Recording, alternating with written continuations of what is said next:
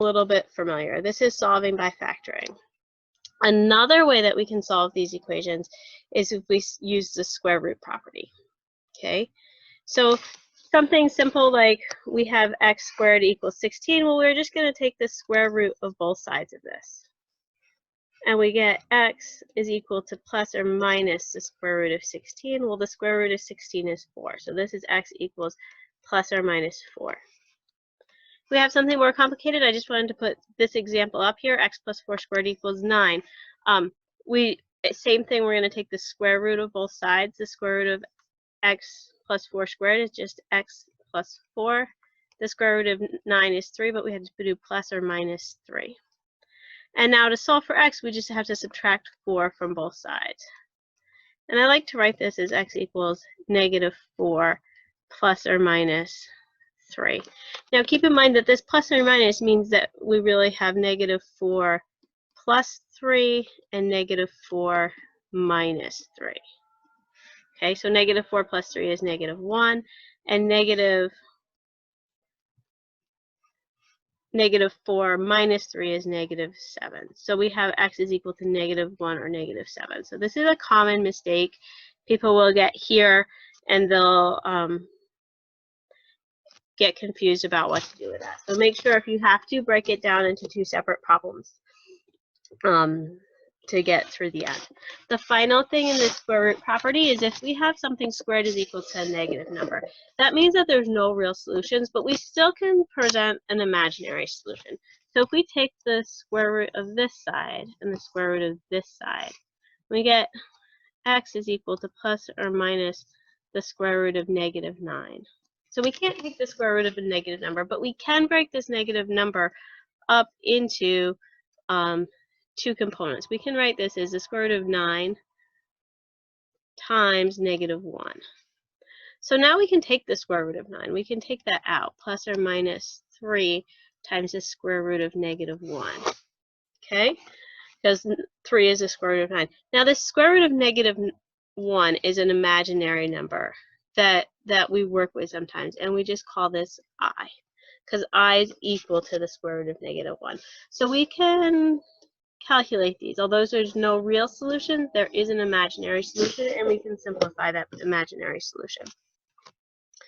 So we have factoring by, we have solving by factoring, we have solving using the square root property, and there's one more way that we can solve these, and that is with completing the square. Okay.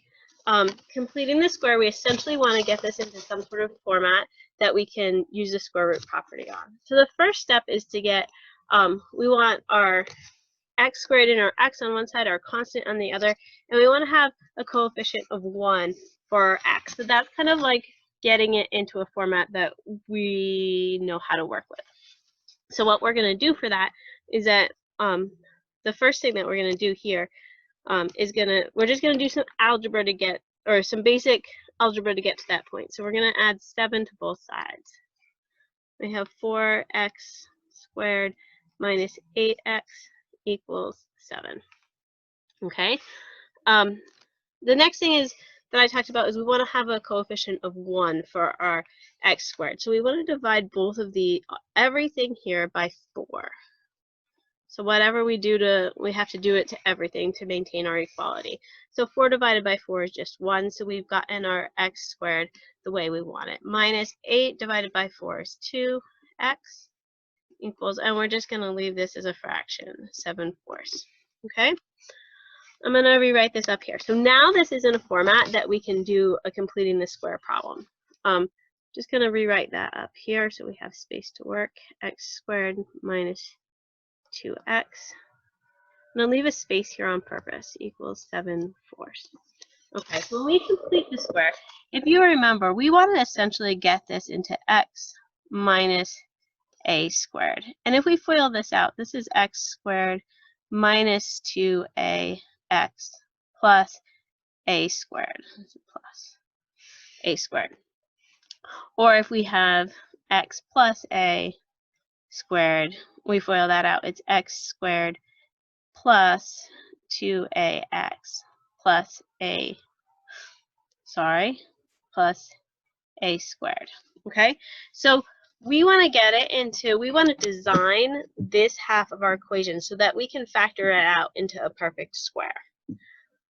So to do that, you'll notice that this middle term is 2ax, and then this term is a squared. So what we have to do is we have to divide our middle term by 2 and square it to get the number that we add here. So we're going to take negative 2 divided by 2. That's negative 1. And that's going to be our a. Okay, so when we factor that out, that's going to be our a. So we have to, but now we have to square our a. So negative 1 squared is 1. And whatever we do to one side, we have to do to the other side. Okay, so we have x squared minus 2x plus 1. So now we can factor this. We designed the left-hand side of our equation to be factored, to be x minus 1 squared and equal 7/4 plus 1. Well, this 1 is 4/4, so 7 plus 4 is 11/4. Okay, so we got this into a format where we had no coefficient, or we had a 1 for a coefficient in front of our x. We completed the square, and now we can apply the square root property. So we're going to take the square root of both sides of this. So we get x minus 1 is equal to plus or minus the square root of 11/4. Okay, and the final step here is we're just going to add 1 to both sides. So I'm going to write this as x equals 1 plus or minus the square root of 11/4.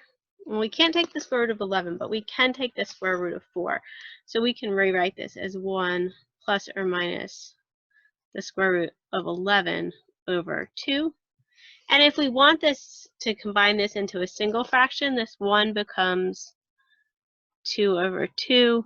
And so this is equal to 2 plus or minus the square root of 11 divided by 2. Okay? So just to review, we had a quadratic equation that wouldn't be feasible to solve with by factoring, or not simply anyways. We separated our x terms and our constant terms on either side of the equation. We divided by our leading coefficient, so we divide by 4 so that we have a single 1 coefficient in front of our x squared. We completed the square by dividing our b term by 2 and squaring it. So negative 2 divided by 2 is negative 1, and we square it to get to 1. Whatever we add to one side, we have to add to the other.